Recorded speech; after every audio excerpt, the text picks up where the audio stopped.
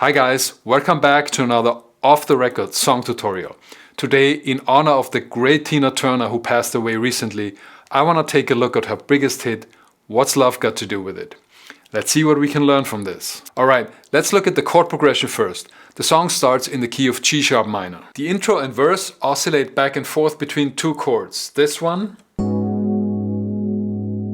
which is G sharp minor 7, except the 4th replaces the 5th in the voicing, which makes it much hipper. And this one, which is F sharp over G sharp. Notice that even though only one note changes between these two chords, they both carry a distinctly different emotion. While the intro is a conventional 8 bars long, the verse is 7 bars long, which is unusual and makes the entrance of the pre-chorus sound more surprising.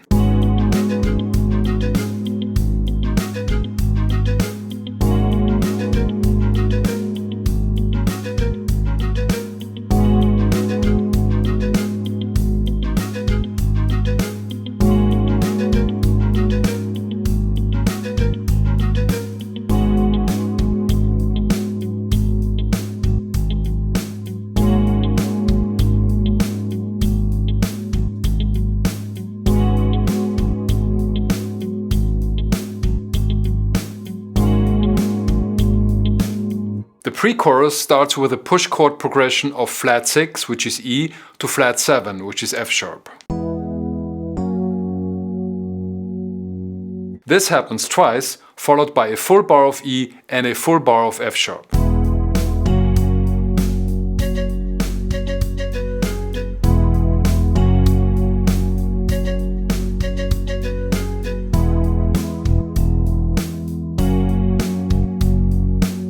The chorus modulates to the relative key of B major, and there's some real tricky stuff going on here. The overall harmonic implication is B major to F sharp major to E major to F sharp major at 2 beats per chord. However, there's a genius bass line that messes with the first half of this 2-bar progression in very interesting ways.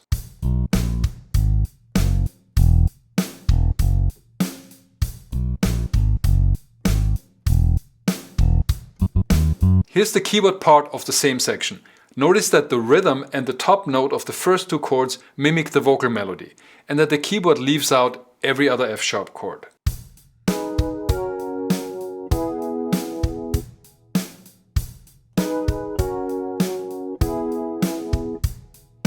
Here's the keyboard and bass parts together.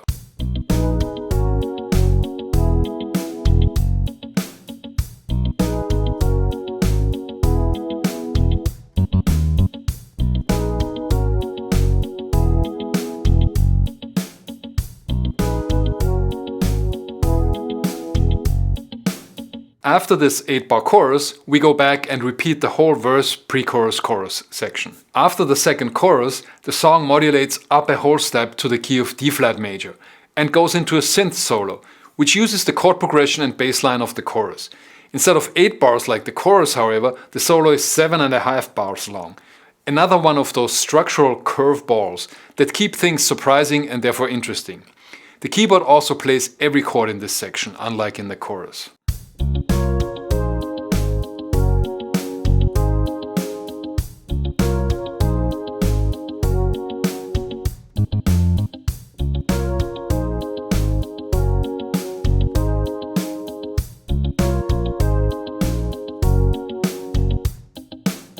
The bridge, as is often the case, is the most harmonically adventurous part of the song. It starts with a flat 7 chord over the tonic root that then resolves to the tonic chord.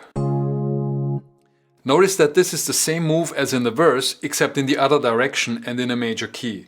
In the verse, it's 1 minor to flat 7, and in the bridge it's flat 7 to 1 major. I love this kind of symmetry. Different parts of a song relating to each other in subtle, secret ways.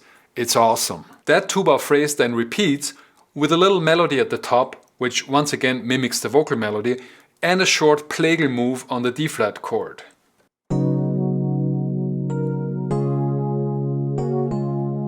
In the second half of the bridge, we move to A add 9, then to B over A, and then A flat minor 7 and back to the tonic chord D flat.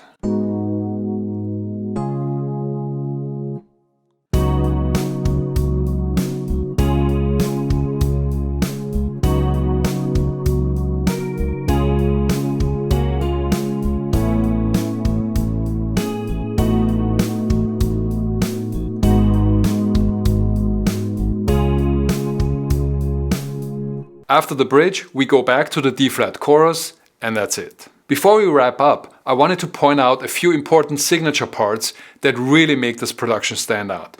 First, there are some flute-like synth melodies that are instantly recognizable. They happen in the intro,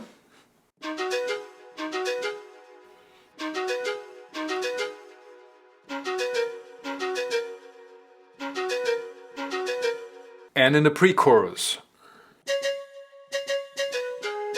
Secondly, there's a bunch of single note guitar parts that play an important part in the song's rhythmic texture. In the intro, we hear this reggae flavored part that emphasizes the notes that are different in the two chords.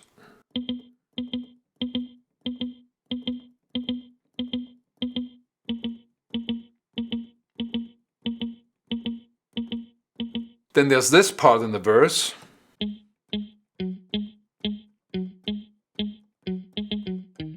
And in the chorus, the guitar once again lends a bit of reggae flavor to the groove by playing this.